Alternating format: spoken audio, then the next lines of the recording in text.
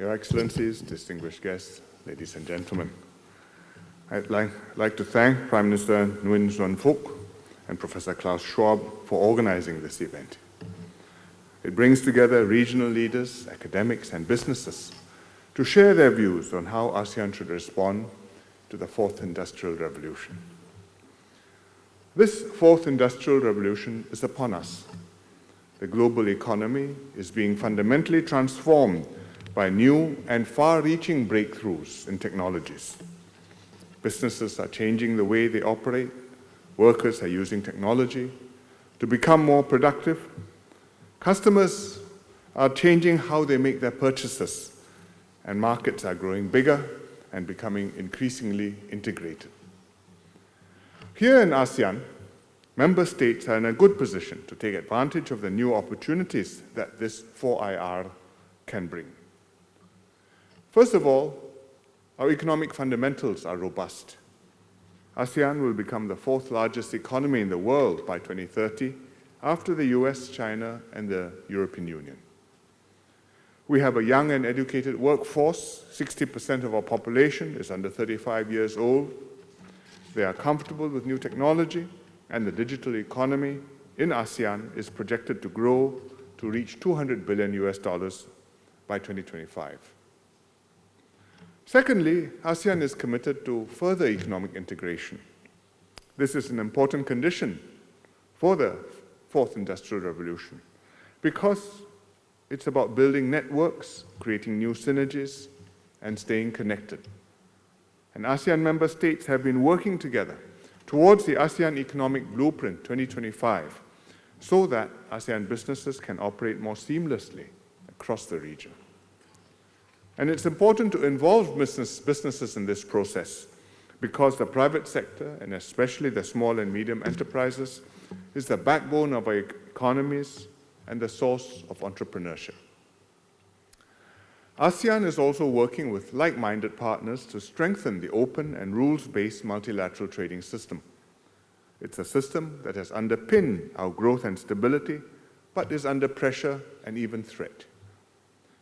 And that's why ASEAN is doing our utmost to make progress on the Regional Comprehensive Economic Partnership and hope to achieve a substantial conclusion to the RCEP by the end of this year, although this is not yet assured. As ASEAN chairman this year, Singapore is working with our ASEAN colleagues and partners to develop initiatives under the themes of resilience and innovation in order to use technology to benefit our businesses and our peoples. For example, we've concluded an ASEAN agreement on e-commerce, which will streamline e-commerce regulations so that businesses can market and sell their products easily within ASEAN. And an ASEAN single window will expedite cross-border customs cargo clearance to cut transaction costs using a single online platform. We've also established the ASEAN Smart Cities Network, comprising 26 pilot cities, including Hanoi. It's a network that provides a platform for cities to cooperate and to share experiences. And the network is also working with external partners as well as the private sector. The ASEAN Smart Cities Network completed its first round of meetings last July and has already launched several projects. For example, collaborating between Chonburi's Amata Smart City in Thailand and the Yokohama Urban Solution Alliance on a smart energy management system. And there'll be many more collaborations to come. To boost regional economic integration and adoption of technology, Singapore will upgrade our 3 centers for the Initiative for ASEAN Integration. The centers are in Vietnam, Cambodia, and Laos, and we will upgrade them to become Singapore Cooperation Centers. The new centers will expand our range of technical assistance beyond classroom-based courses, which will allow Singapore to share our experiences and practices more effectively so that we can better learn from each other. Bilaterally, between Singapore and Vietnam, we've established 7 Vietnam-Singapore industrial parks. They are doing well, bringing in more than $11 billion US worth of investment capital from 800 international companies, generating more than 200,000 jobs. The Vietnam-Singapore industrial parks are a strong pillar of our deep economic relations, and they form invaluable infrastructure for Vietnam and Singapore companies to benefit from the fourth industrial revolution. Singapore will also be hosting the Industrial Transformation Asia-Pacific, ITAP, this October.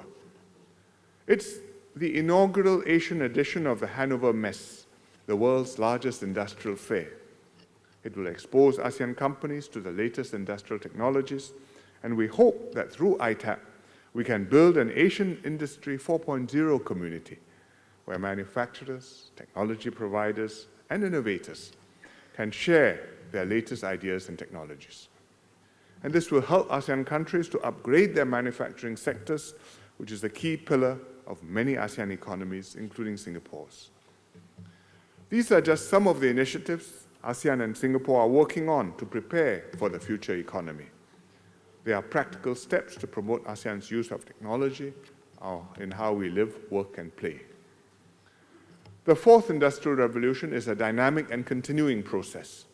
We can't predict exactly how it will unfold, but I'm optimistic about ASEAN's future, because ASEAN has its own competitive strengths, and by pooling our ideas and resources and integrating our economies, we'll be in a strong position to ride on this fourth wave to bring tangible benefits to our economies and our peoples. Thank you very much.